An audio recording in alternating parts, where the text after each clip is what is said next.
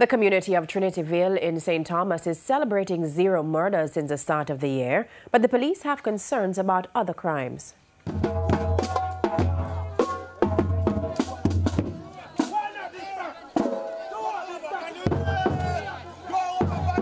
At the current moment, we as community members at the in the Trintyville area, we are experiencing a dry spell where murders are concerned, and we are very grateful for that.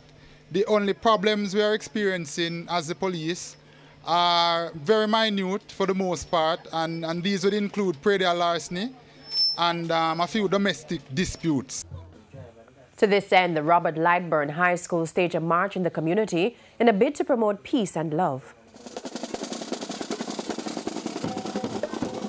As the most important institution in this community, we want to be the forerunner. We want to be the leader in ensuring that the community of Trintyville and the environs around enjoy a crime-free community.